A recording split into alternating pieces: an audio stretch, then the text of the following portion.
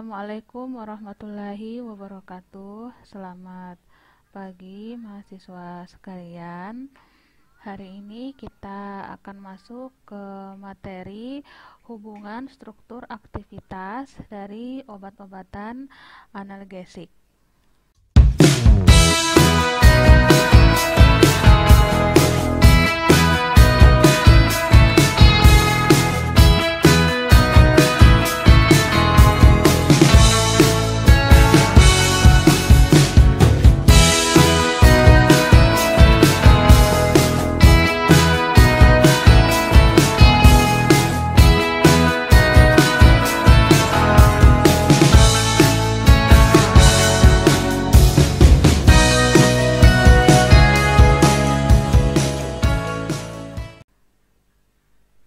Kita mulai dari pengertian analgetik.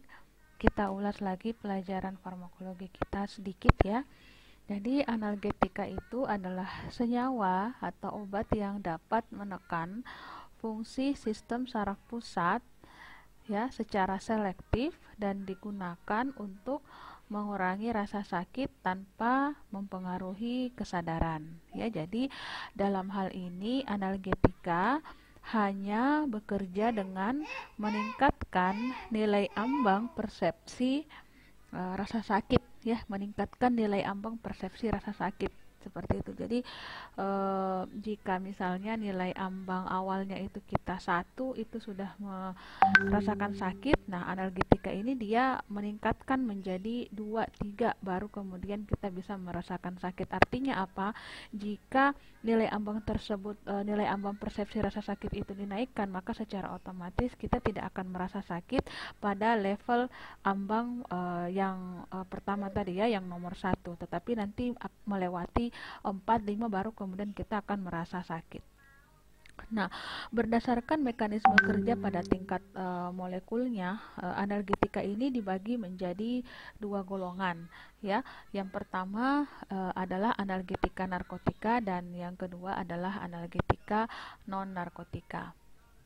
Nah, analgetika narkotik ya. Dari pengertiannya, analgetik narkotik ini adalah senyawa yang dapat menekan fungsi sistem saraf pusat secara selektif ya, di mana analgetika narkotika ini digunakan untuk mengurangi rasa sakit yang moderat ataupun berat ya, yang rasa sakit yang level sedang bahkan sampai yang berat, seperti rasa sakit yang disebabkan karena penyakit kanker misalnya ya, kemudian serangan jantung akut, ataukah sakit yang dirasakan sesudah operasi dan juga pada kolik usus atau ginjal. Nah, analgetik narkotika ini juga sering digunakan untuk premedikasi anestesi ya, digunakan bersama-sama dengan obat lainnya ya, seperti atropin untuk mengontrol terjadinya sekresi.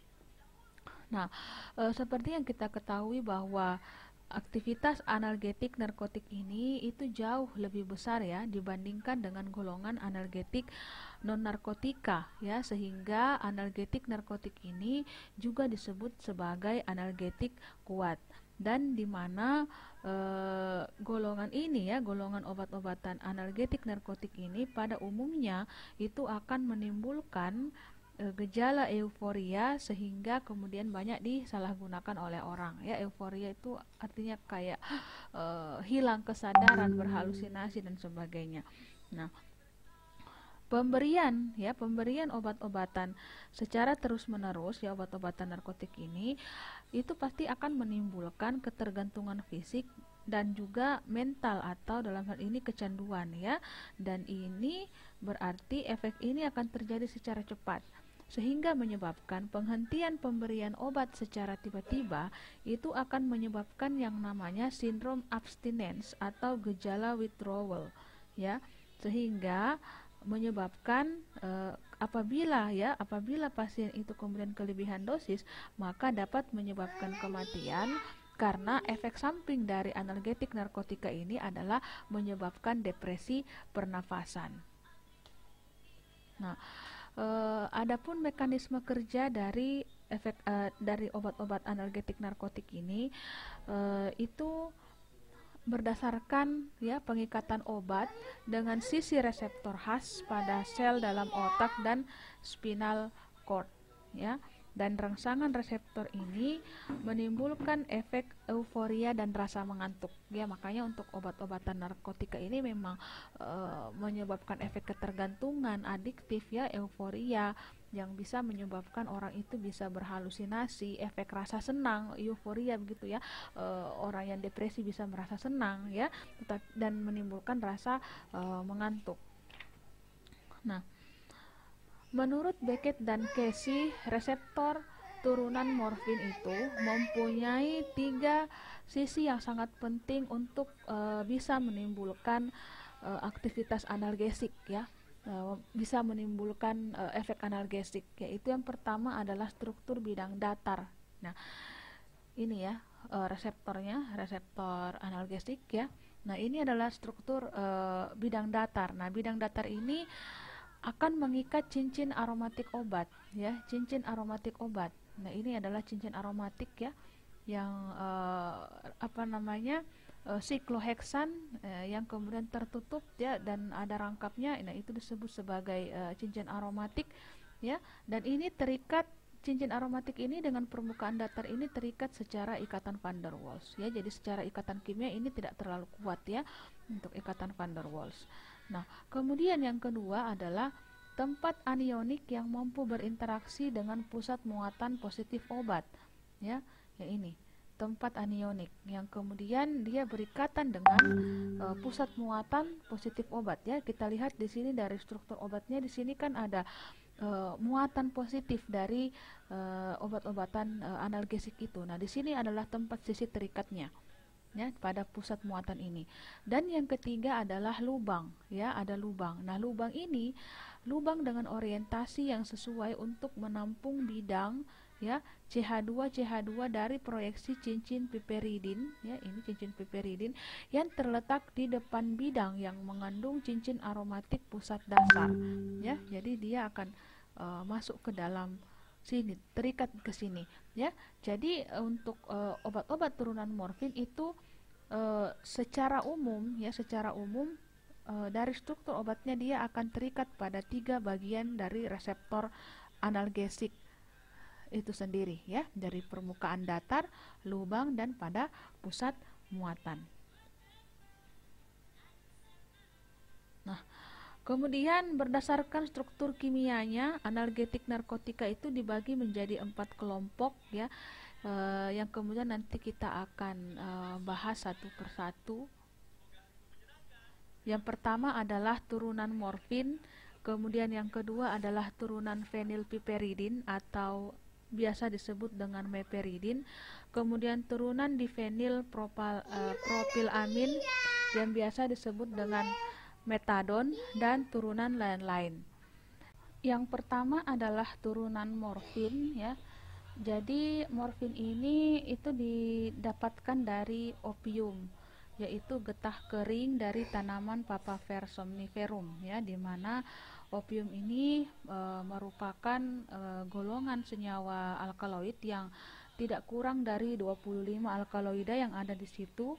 Antara lain adalah morfin, kemudian kodein, noskapin, papaverin, tebain, dan narsein. Nah, selain dari efek analgesik, turunan morfin juga menimbulkan euforia ya, sehingga banyak disalahgunakan. Dan oleh karena itu distribusi turunan morfin ini dikontrol secara ketat oleh pemerintah ya, karena turunan-turunan morfin ini bisa kemudian disalahgunakan dan menimbulkan efek kecanduan yang terjadi secara cepat. Nah, sehingga maka dicarilah turunan ya, karena efek kecanduan dan terjadi secara cepat ini ya, efek kecanduannya terjadi secara cepat, maka dicarilah turunan atau analog dari morfin ini yang kemudian masih mempunyai efek analgesik, tetapi efek kecanduannya itu lebih rendah ya, sehingga dilakukanlah perombakan atau remodeling struktur dari struktur umum dari morfin ini. Seperti itu ya. Nah, ini adalah struktur umum dari morfin. Kita bisa lihat di sini adalah ini adalah gugus N tersiernya ya, gugus N tersier. Kemudian cincin piperidin, alisiklik yang tidak jenuh, kemudian atom C yang tidak mengikat atom H, gugus hidroksi alkohol, kemudian ini adalah jembatan ether, dan ini adalah gugus hidroksi fenol. Nah, bagaimana hubungan struktur aktivitas dari senyawa morfin ini? Yang pertama adalah eterifikasi dan esterifikasi gugus hidroksifenol ini akan menurunkan aktivitas analgesik ya. Kita lihat kembali ya, dari gugus hidroksifenolnya ya, gugus hidroksifenol. Nah, ini ya, gugus hidroksifenol ini jika kita melakukan proses eterifikasi dan esterifikasi gugus, maka kita akan mendapatkan suatu senyawa ya, menurunkan aktivitas analgesik dan meningkatkan aktivitas anti batuk dan meningkatkan efek kejang ya. Jadi aktivitas analgesiknya turun, tetapi bisa meningkatkan aktivitas anti batuk dan meningkatkan efek kejang. Nah, kemudian eterifikasi dan esterifikasi, oksidasi atau penggantian gugus hidroksil alkohol dengan halogen atau hidrogen itu dapat meningkatkan aktivitas analgesik dan meningkatkan efek stimulan ya, tetapi juga meningkatkan toksisitasnya. Ya, jadi pada gugus hidroksi alkohol ya. Jadi yang pertama tadi adalah hidroksifenol, yang kedua adalah gugus hidroksi alkohol ya. Nah, jika ini dilakukan proses eterifikasi, esterifikasi dan oksidasi, ataukah kita mengganti gugus hidroksi alkohol ini dengan suatu halogen ya, dengan suatu halogen apapun itu atau hidrogen, maka akan meningkatkan efek analgesiknya ya, meningkatkan efek stimulan juga, tetapi toksisitasnya meningkat. Kemudian yang ketiga adalah perubahan gugus hidroksil alkohol dari posisi 6 ke posisi 8. Ini akan menurunkan aktivitas analgesik secara drastis. Ya, perubahan gugus hidroksil alkohol.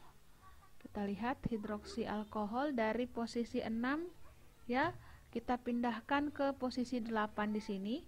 Itu akan menurunkan aktivitas analgetiknya secara drastis ya. Jadi analgesiknya, efek analgesiknya sudah sangat turun sekali, seperti itu. Nah, kemudian yang keempat adalah pengubahan konfigurasi hidroksil pada C6 dapat meningkatkan aktivitas analgesik ya. Hidroksil pada C6, kita lihat hidroksil pada C6, hidroksil pada C6 mana ya? Nah, ini dia ya, hidrogen. Perubahan konfigurasi hidroksil pada C6. Nah, kemudian berikutnya adalah hidrogenasi ikatan rangkap C7C8 dapat menghasilkan efek yang sama atau lebih tinggi. Hidrogenasi. Nah, ini kita hidrogenasi, kita berikan atom H ya. Hidrogenasi ikatan rangkap C7 dan C8. Kemudian substitusi pada cincin aromatik akan mengurangi aktivitas analgesiknya. Substitusi pada cincin aromatik akan mengurangi aktivitas analgetik ya, substitusi ya. Jadi kalau kita ini bukan substansi ya, tapi di sini adalah substitusi pada cincin aromatik akan mengurangi aktivitas analgesik. Cincin aromatik yang ini ya, substitusi jika kita mensubstitusi apa lagi yang lain gitu ya, struktur apa, atom apa, nah itu akan menyebabkan aktivitas analgetiknya menjadi menurun. Kemudian pemecahan jembatan ether antara C4 dan C6 akan menurunkan aktivitas. C4, C6, pemecahan jembatan ether, mana jembatan? Ini dia jembatan ether ya. Nah, jika kita pecah ini, kita masukkan misalnya salah satu atom apa gitu ya. Nah, itu akan menurunkan aktivitas analgesiknya. Nah, kemudian pembukaan cincin piperidin menyebabkan penurunan aktivitas cincin piperidin. Nah, ini kalau dibuka, ini ya, dibuka ditambahkan atom apa gitu, nah itu akan mengurangi aktivitas. Kemudian demetilasi pada C17 dan perpanjangan rantai alifatik yang terikat pada atom N dapat menurunkan aktivitas, ya. Dan adanya gugus alil pada atom N menyebabkan senyawa bersifat antagonis kompetitif, ya, antagonis kompetitif. Artinya dia bisa kemudian berkompetisi dengan senyawa yang lainnya tapi secara antagonis. Nah, seperti itu ya. Nah, kita bisa lihat di tabel ini, ya. Nah, ini adalah tadi dilakukan modifikasi terhadap hidroksifenolnya. Nah, kita mengganti OH menjadi OCH3, ya, diganti dengan OCH2CH3 sehingga kita dapatkan turunan morfin lainnya yang kita sebut dengan kodein dan etilmorfin, ya, di mana aktivitas analgetiknya ini menurun, tetapi efektivitas antibatuknya itu kemudian dia meningkat. Kemudian pada hidroksialkohol diganti modifikasi modifikasi ya strukturnya, kita tambahkan struktur ini ya, OCH3, OCH2CH3, kemudian rangkap O. Nah, kita dapatkan nama obat heterokodein ya, kemudian asetilmorfin dan morfinon, di mana aktivitas analgesiknya ini meningkat menjadi 500 kali, 240 dan 420. Kemudian alisiklik tidak jenuhnya kita bongkar dia ya, kita jadikan dia menjadi rangkap ya, dari tidak rangkap jadi rangkap menjadi tidak rangkap, maka kita mendapatkan turunan yang disebut dengan dihidromorfin ya, dihidromorfin. Nah, ini juga akan aktivitas analgesiknya menjadi 120. Kemudian jembatan eternya kita pemecahan jembatan eter ya, jembatan eternya dilepas di sini ya, maka aktivitas analgesiknya menjadi 13. Kemudian N-tersier tadi ya, N-tersiernya kita tambahkan atau modifikasi dengan beberapa penambahan struktur, penambahan alil ya, propil, isobutil, maka kita akan mendapatkan turunan yang disebut dengan normorfin. Nah, ini akan kita dapatkan senyawa antagonis morfin ya. Dalam hal ini yang tadi saya sebutkan adalah dia bersifat antagonis kompetitif dan aktivitas analgesiknya menjadi 1400. Kemudian ini menurunkan aktivitas ya. Nah, kemudian substitusi lain NH2 pada posisi 2 ya, kemudian penambahan klor atau brom pada posisi 1 dan CH3 metil pada posisi 6. Efek analgesiknya itu aktivitas menurun ya. Kalau NH2, kalau penambahan CLBR ini menjadi 50 kali dan CH3 menjadi 280 kali. Nah, adapun contoh dari turunan-turunan morfin ini, yang pertama adalah morfin ya, didapat dari hasil isolasi opium yang mengandung morfin antara 5 sampai 20%. Dalam sediaan biasanya sebagai garam HCl atau sulfat, dan morfin ini digunakan untuk mengurangi rasa sakit yang hebat, misalnya pada serangan jantung dan akut ya, di mana efek kecanduannya terjadi dengan cepat.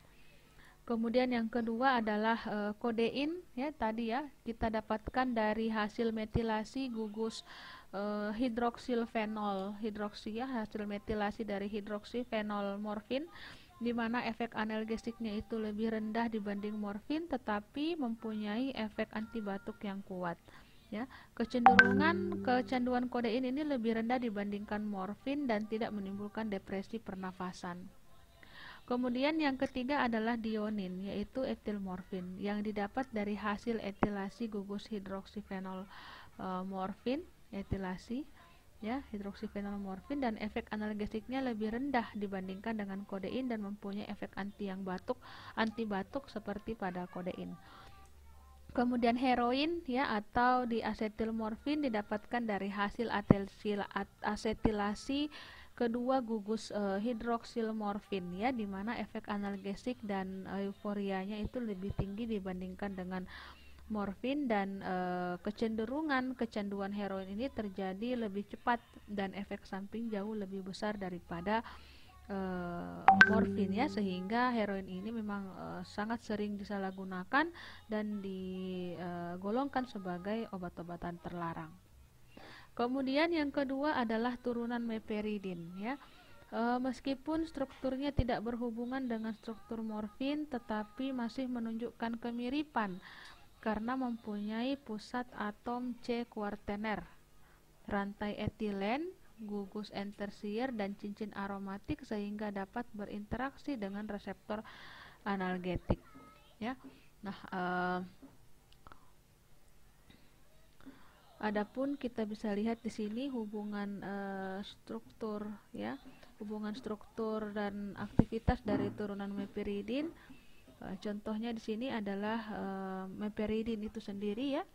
Nah, meperidin ini atau biasa disebut dengan petidin ya. Jadi kalau di klinik itu biasa kita sebut petidin. Mempunyai efek analgesik ya antara morfin dan kodein, di mana meperidin ini digunakan untuk mengurangi rasa sakit pada kasus-kasus infeksi akut, infeksi kuat ya, dan untuk premedikasi pada anestesi seperti itu. Dan sering digunakan sebagai obat pengganti morfin untuk pengobatan penderita kecanduan turunan morfin ya, karena mempunyai efek analgesik seperti morfin, tetapi kecenderungan kecanduannya itu dia lebih rendah daripada morfin. Kemudian yang kedua adalah difenoksilat. Nah, difenoksilat ini biasa juga disebut dengan lomotil. Nah, strukturnya berhubungan erat dengan meperidin ya, tetapi efek analgesiknya dia sangat rendah karena adanya gugus yang besar pada atom N, pada struktur dari difenoksilat ini. Nah, difenoksilat ini bisa digunakan untuk menghambat pergerakan motilitas saluran cerna ya, sehingga digunakan sebagai konstipan pada kasus-kasus diare ya, seperti itu. Dan pada dosis normal dia tidak menimbulkan efek kecanduan. Kemudian loperamid ya, loperamid ini biasa kita gunakan untuk obat untuk mengatasi diare ya, seperti itu. Nah, isinya biasa dalam imodium atau lodium. Ini strukturnya berhubungan erat dengan difenoksilat, tetapi efeknya lebih khas ya, dan lebih kuat serta juga efeknya lebih lama. Loperamid ini digunakan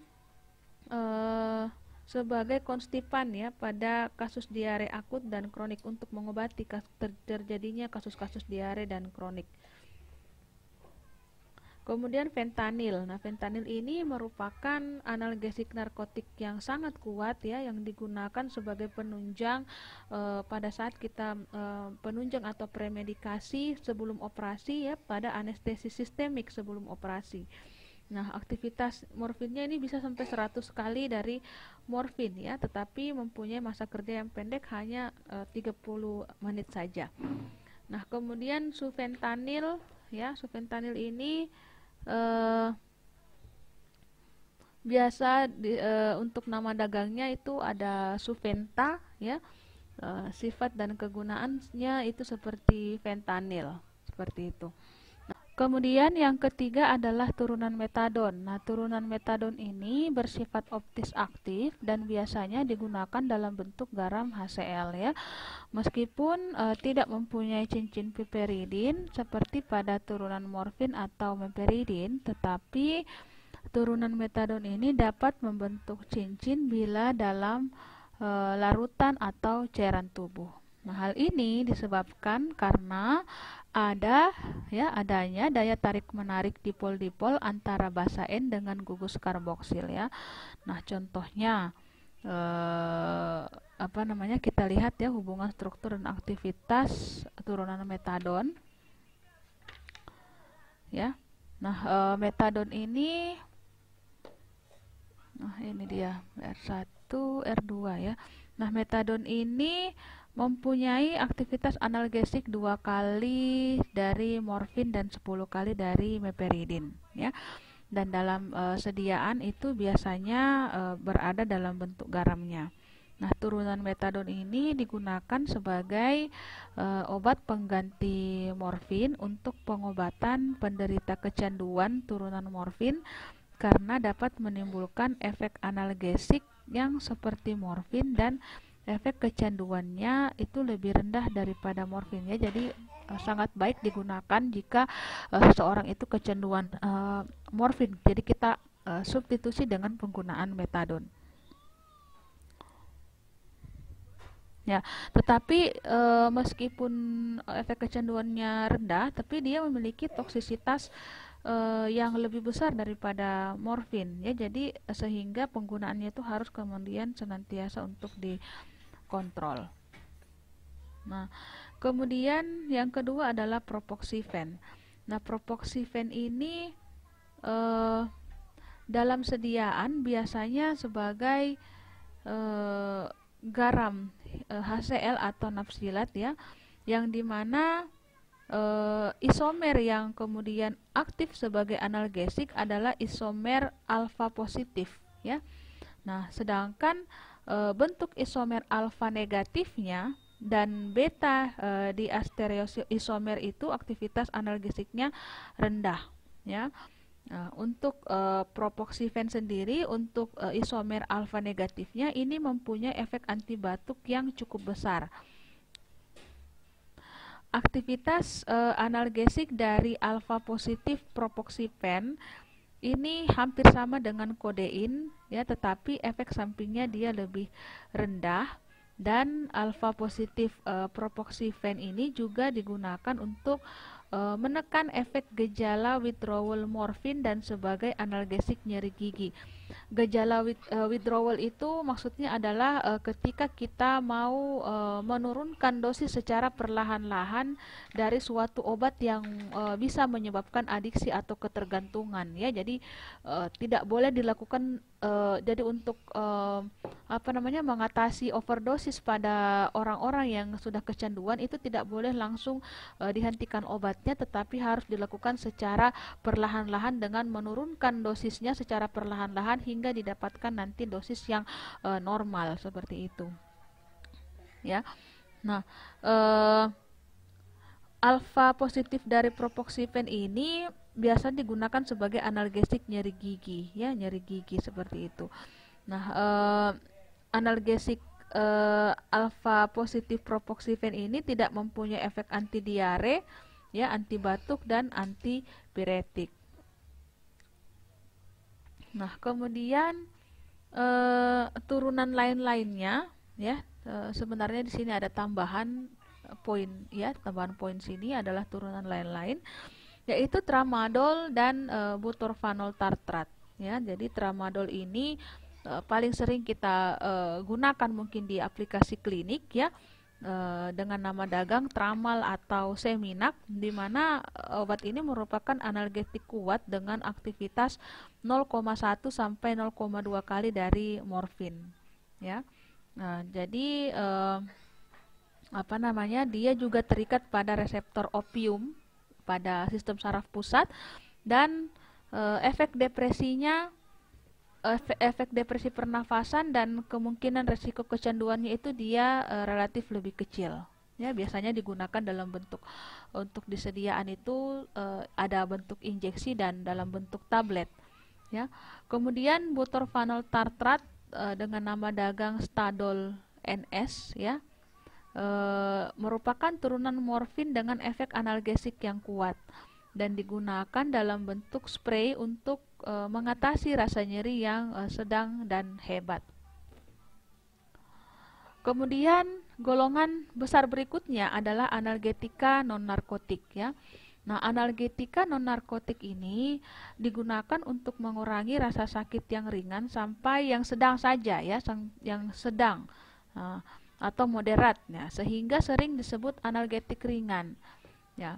Selain itu juga digunakan untuk menurunkan suhu badan atau bersifat antipiretik pada keadaan panas tinggi dan sebagai anti radang untuk pengobatan reumatik, ya, reumatik. Nah, analgetik non narkotik ini dia berbeda ya kerjanya dengan analgetik narkotika. Kalau analgetik narkotika itu dia fokus pada reseptor opiat pada sistem saraf pusat, tetapi untuk analgetika narkotika ini dia bekerja pada sistem saraf-saraf perifer dan juga pada sistem cerebral nervous system atau sistem saraf pusat. Nah, adapun mekanisme kerja dari analgetik non narkotik ini dibedakan berdasarkan indikasinya ya. Yang pertama adalah untuk analgesik.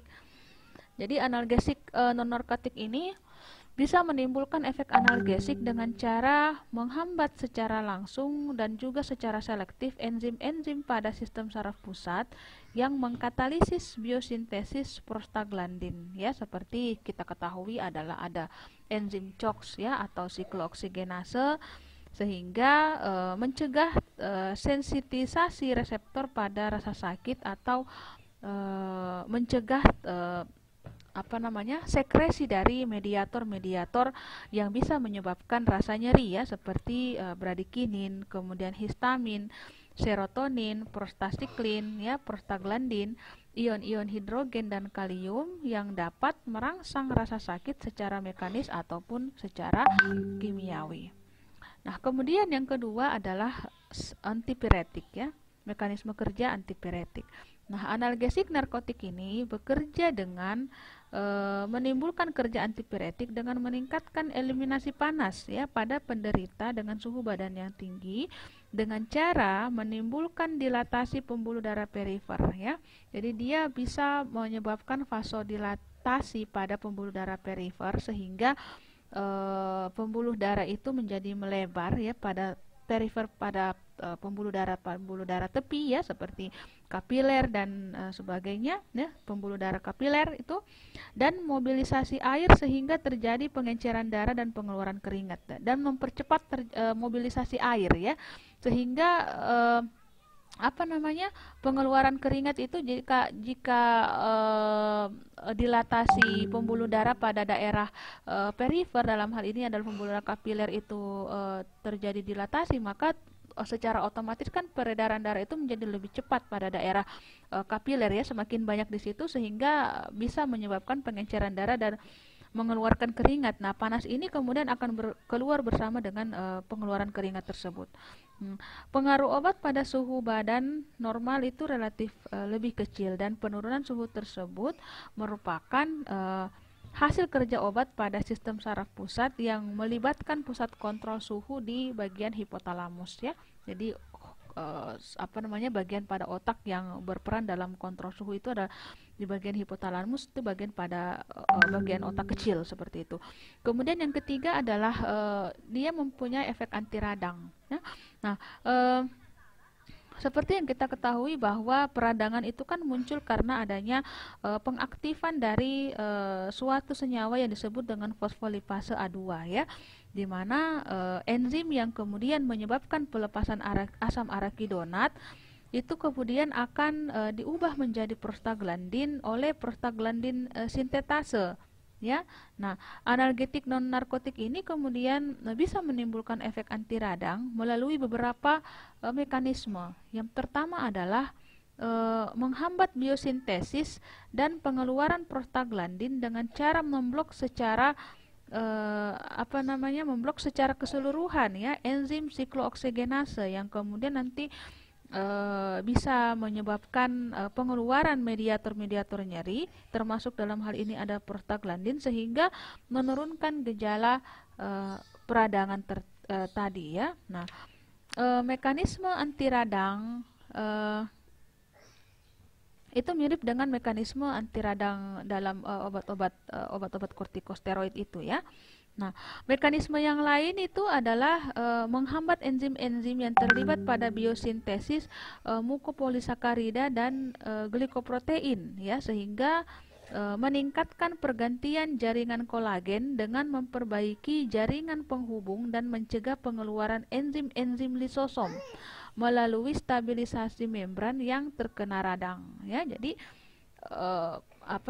jadi di sini nanti akan terjadi proses pergantian, perbaikan kolagen-kolagen yang disebabkan karena tadi ya kolagen yang rusak karena terjadi peradangan di situ, ya, juga memperbaiki jaringan-jaringan yang ada pada daerah peradangan. Nah, sehingga akan mempercepat proses penyembuhan peradangan tadi. Nah, namun analgetik non-narkotik ini efektif untuk mengurangi peradangan tetapi tidak dapat mencegah kerusakan jaringan pada penderita artritis, ya. Tidak bisa memperbaiki ya pada penderita artritis. Nah, untuk penyakit artritis ini ya seperti rheumatoid arthritis itu kan suatu penyakit autoimun yang kemudian di mana sistem imun itu justru kemudian berada dalam jumlah yang banyak yang kemudian menyerang sel-sel tubuh manusia. Nah, pada kondisi ini analgetik non narkotik ini tidak efektif untuk mencegah kerusakan jaringan tersebut, ya. Nah, kemudian berdasarkan struktur kimia analgetik narkotika itu ya dibagi menjadi dua berdasarkan struktur kimia analgetiknya. Yang pertama adalah analgetika antipiretik, ya. Nah, analgetika antipiretik ini digunakan untuk pengobatan simptomatik atau hanya bersifat gejala yang timbul, ya. Jadi simptomatik itu adalah gejala yang timbul pada suatu penyakit, yaitu hanya menghilangkan gejala penyakit dan tidak menyembuhkan atau menghilangkan penyebab penyakit, ya. Jadi obat itu kan dia mempunyai dua sebenarnya antara dia kemudian menyembuhkan gejala penyakit, kemudian yang kedua adalah menghilangkan sumber dari penyakit itu. Nah, kalau gejala penyakit yang disembuhkan itu adalah gejala penyakit, berarti obat itu hanya bersifat simptomatik. Tetapi kalau dia menyembuhkan sumber penyakitnya, maka itu disebut sebagai obat itu menyembuhkan dari dari sumber penyakit itu, seperti itu, ya.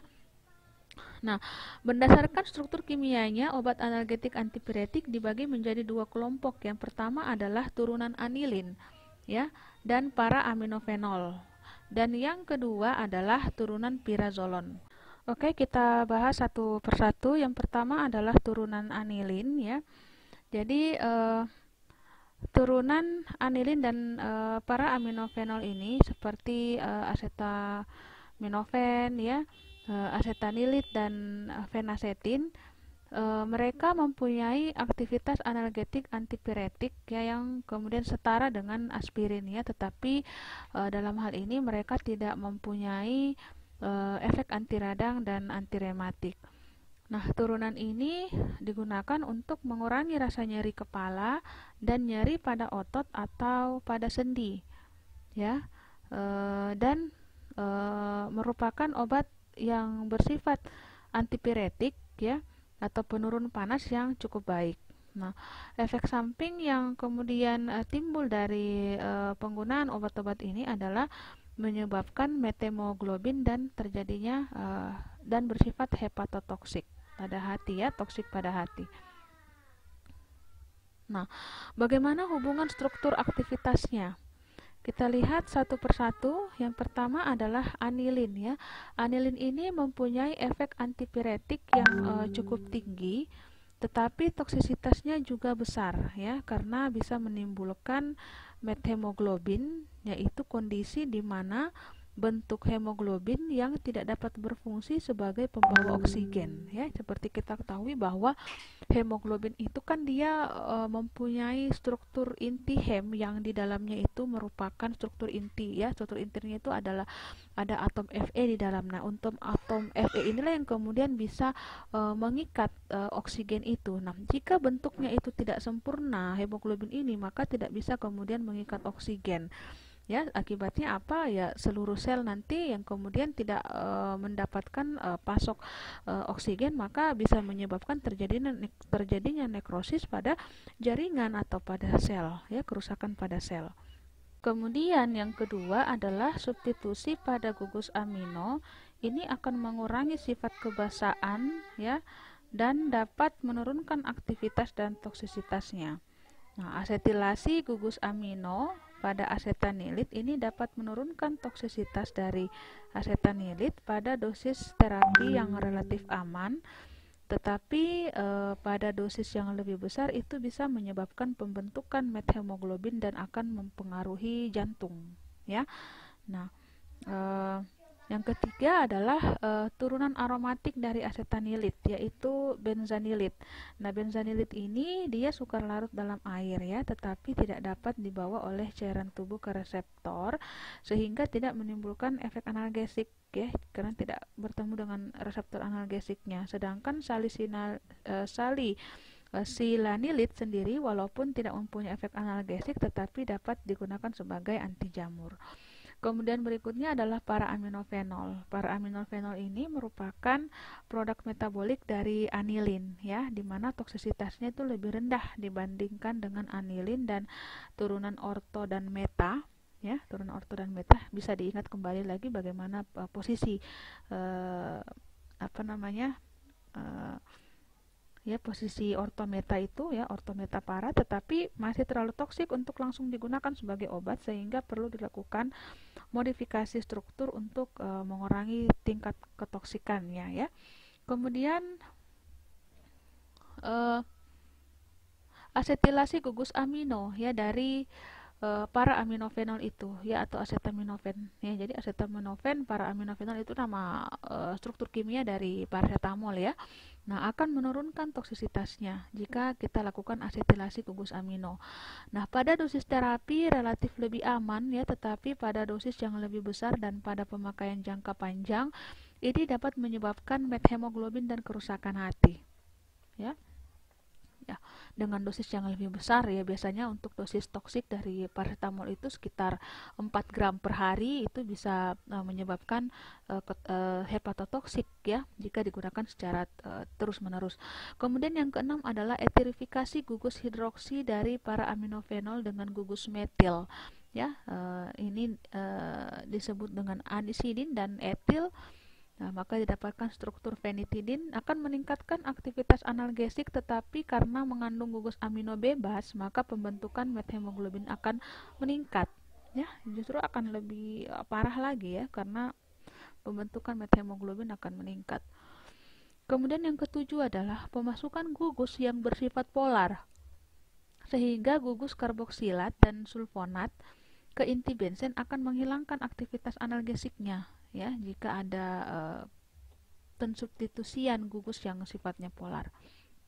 Kemudian yang kedelapan adalah etil ether dari acetaminophen, yaitu fenacetin, ya, mempunyai aktivitas analgesik yang cukup tinggi, tetapi pada penggunaan yang panjang, ya, jangka panjang, itu bisa menyebabkan terjadinya methemoglobin juga, ya. Nah, menyebabkan kerusakan ginjal dan juga dia bersifat karsinogenik sehingga obat ini dilarang beredar di Indonesia. Ini pernah beredar di Indonesia fenacetin ini, tetapi karena efeknya itu bisa karena dia bersifat karsinogenik, ya, dan menimbulkan efek samping yang parah. Nah, itu akhirnya kemudian dicabut peredarannya. Kemudian yang kesembilan adalah ester salisil dari acetaminophen atau Fenetsal. Ini dapat mengurangi toksisitas dan meningkatkan aktivitas analgesiknya, ya, seperti itu. Nah, kemudian berikutnya adalah turunan 5-pirazolon, ya. Turunan 5-pirazolon ini seperti antipirin, amidopirin dan metampiron, ya. Metampiron antalgin, ya, antalgin. Ini mempunyai aktivitas analgesik, antipiretik dan antirematik serupa dengan aspirin. Nah, turunan ini digunakan untuk mengurangi rasa sakit pada keadaan nyeri kepala, nyeri pada spasme usus, ginjal, saluran empedu, dan pada urin. Juga pada kondisi neuralgia, migrain, dysmenore, nyeri gigi, dan nyeri pada rematik, ya. Nah, efek samping yang biasa muncul karena turunan 5-pirazolon ini adalah agranulositosis yang bersifat fatal, ya, agranulositosis. Nah,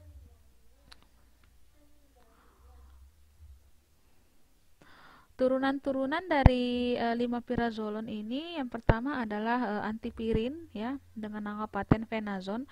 Ini mempunyai aktivitas analgesik yang kemudian hampir sama juga dengan asetanilit ya dengan awal kerja yang lebih cepat atau onset yang lebih cepat. Nah, efek samping agranulositosisnya ini cukup besar ya sehingga sekarang kemudian tidak lagi kemudian untuk digunakan.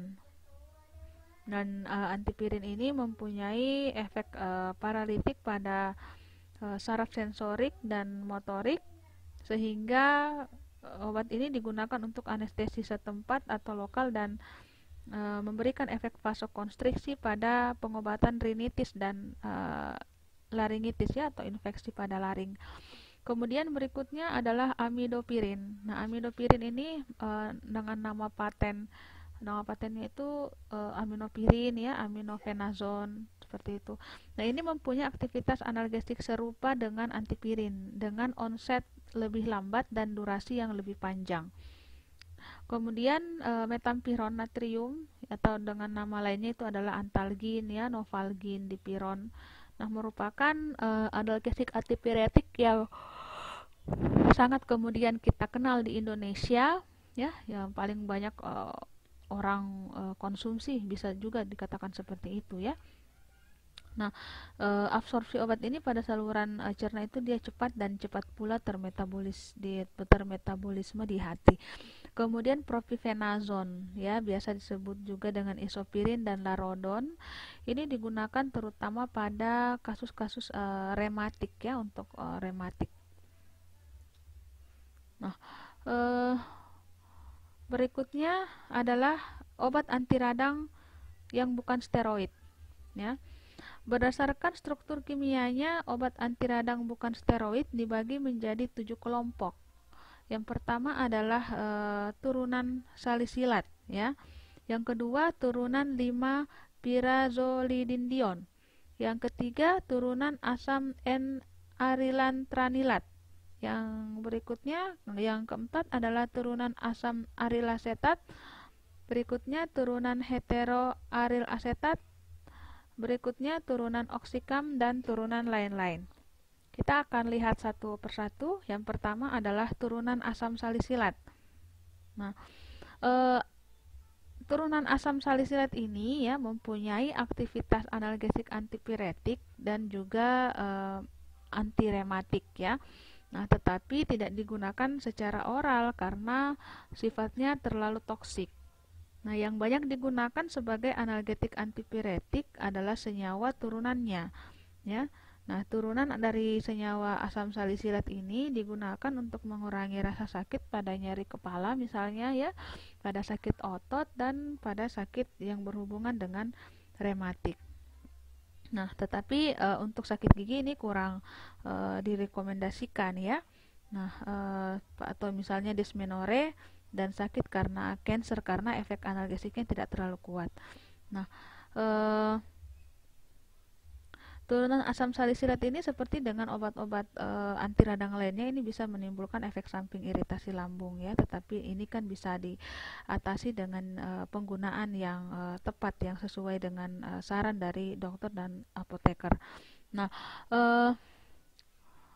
untuk meningkatkan aktivitas analgesik dan antipiretik dari turunan asam salisilat ini dan untuk menurunkan efek samping yang terjadi pada turunan senyawa ini, maka dilakukanlah modifikasi struktur turunan asam salisilat ya, melalui 4 jalan. Yang pertama adalah mengubah gugus karboksil melalui pembentukan garam, ester atau amida.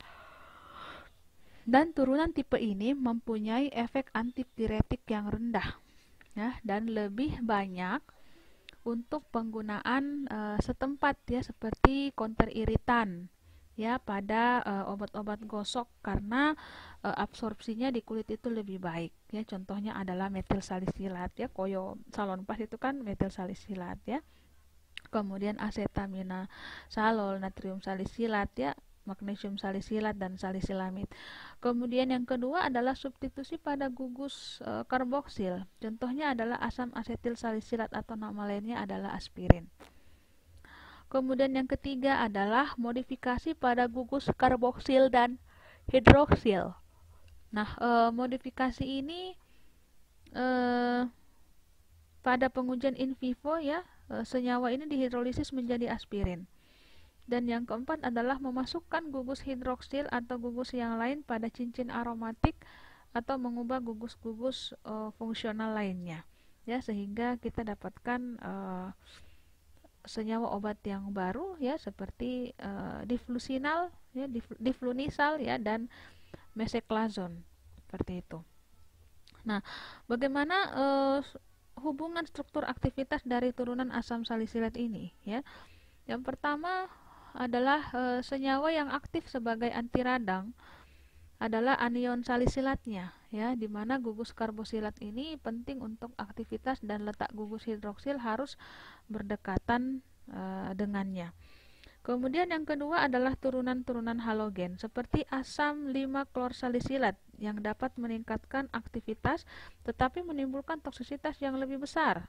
Ya, artinya ya nggak terlalu bagus juga ya, karena meskipun aktivitasnya meningkat tapi toksisitasnya lebih besar ya, itu harus perlu dipertimbangkan kembali. Kemudian yang ketiga adalah adanya gugus amino pada posisi 4 ini akan menghilangkan aktivitas ya. Nah, artinya gugus amino ini tetap harus kemudian dipertahankan. Yang keempat adalah pemasukan gugus metil pada posisi 3 akan menyebabkan metabolisme atau hidrolisis gugus asetil menjadi lebih lambat sehingga masa kerja obat menjadi lebih panjang ya.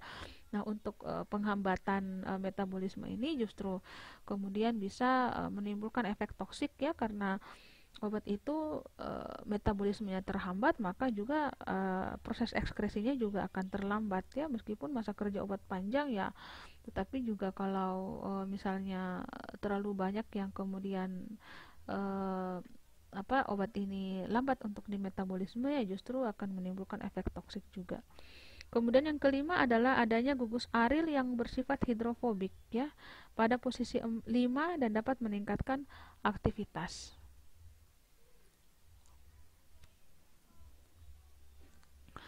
Adanya gugus difluorofenil pada posisi meta ya, pada gugus karboksilat atau diflunisal ini dapat meningkatkan aktivitas analgesiknya dan memperpanjang durasi ya, serta bisa menghilangkan efek samping. Efek samping dari diflunisal ini seperti yang paling umum adalah iritasi saluran cerna dan bisa meningkatkan waktu pembekuan darah.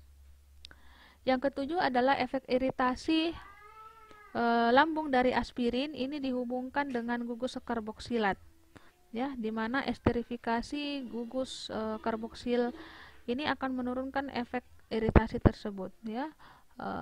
Senyawa obat karbetil salisilat adalah ester karbonat dari etil salisilat, dan ester ini tidak menimbulkan iritasi lambung dan tidak berasa.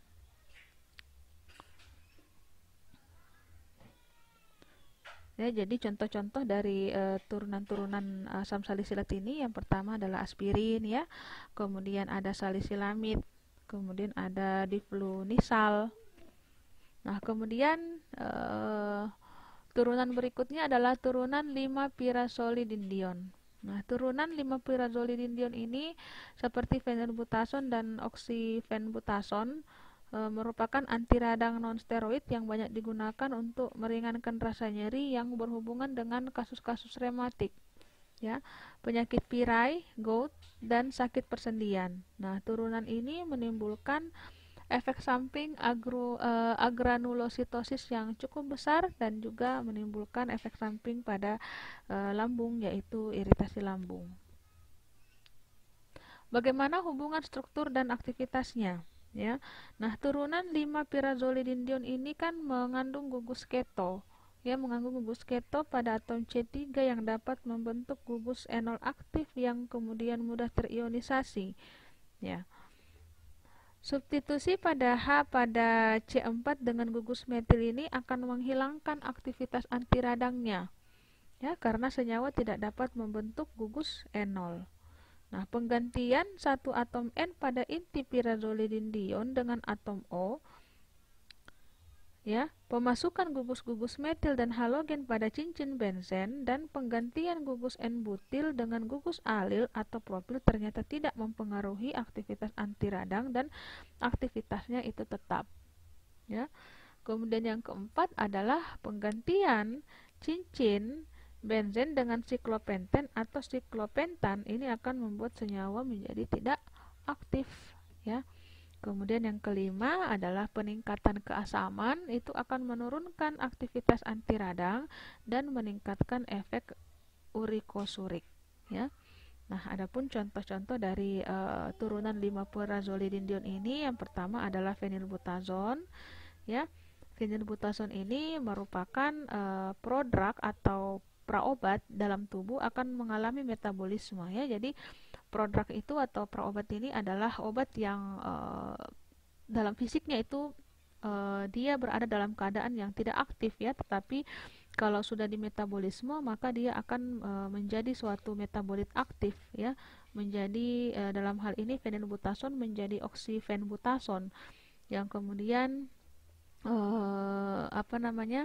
dari hasil hidroksilasi aromatik, ya, yang aktif sebagai anti radang dan analgesik. Kemudian yang kedua adalah oksifenbutason.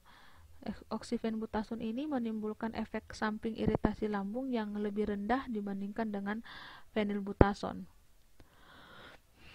Kemudian contoh berikutnya adalah sulfinpirazon yang mengandung gugus sulfinil yang bersifat hidrofil, ya. Nah, kemudian bumadizon kalsium semihidrat yang merupakan produk utama dari hidrolisis fenilbutason, ya, yang dimana senyawa ini mempunyai efek analgesik, antipiretik, dan anti radang, dan juga digunakan untuk pengobatan reumatoid artritis akut.